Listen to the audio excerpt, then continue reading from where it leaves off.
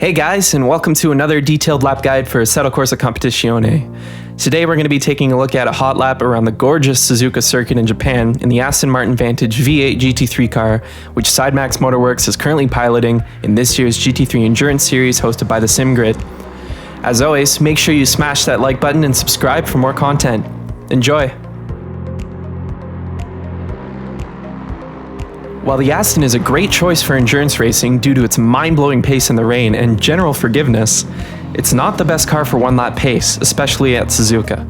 That being said, with the right setup, this car can be competitive around this grueling high-speed circuit. So let's take a look at a 1 minute 58.4 second go around this fantastic track.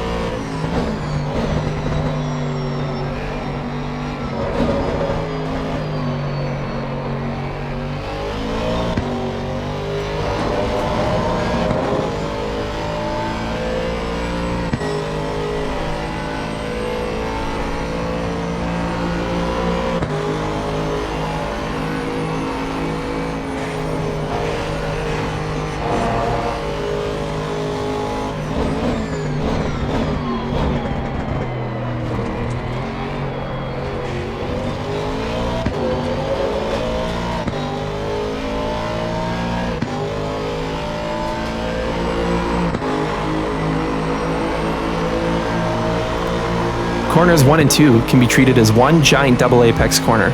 We want a consistent steering arc apexing at the center of corner 1 and late into corner 2. We start braking for corner 1 and turning in at about the same time at the access road on the outside of the track, making sure brake pressure isn't too high until we straighten out after turn 1 as to not upset the car.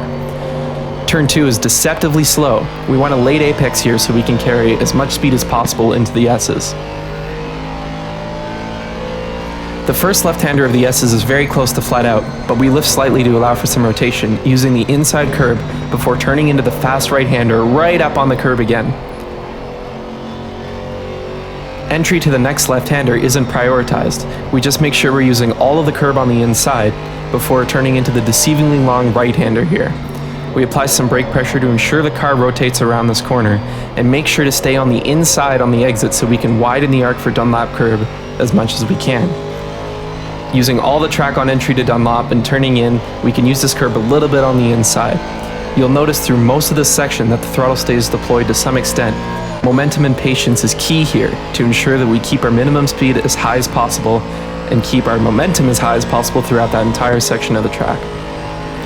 We brake just before the 50 sign for Degner 1 and turn in quite aggressively to ensure the car rotates. We can use that inside curb, but not too much, so that can really unsettle the car. Using all the track limits on exit here is essential. Widen our arc into Degner 2, and once again, we can use both the entry and exit curbs in the Aston to maximize the track width.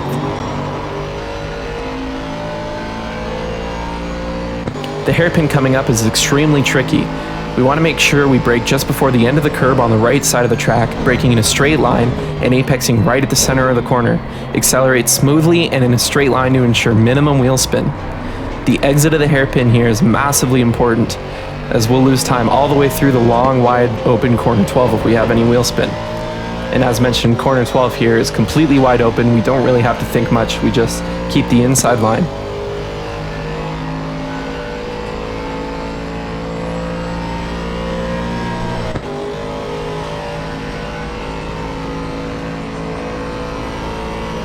approaching Spoon, we want to make sure we're right at the edge of the track on the right side before turning in, braking just before the AstroTurf on the outside, letting the car rise all the way up to the outside curb right here before turning in hard for the second part of the corner.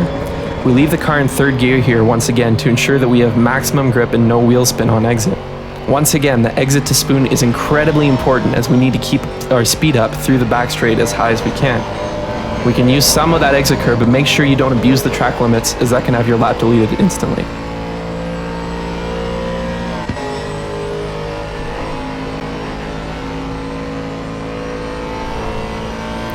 The entry to 130R can be incredibly daunting, especially doing 260 in a GT3 car. We need to trust the car here. Some GT3s are capable of going flat out, the Aston's not in most conditions, so we lift off quickly to ensure the car rotates and get back to full throttle as soon as we can and as soon as we're sure that we'll make the corner.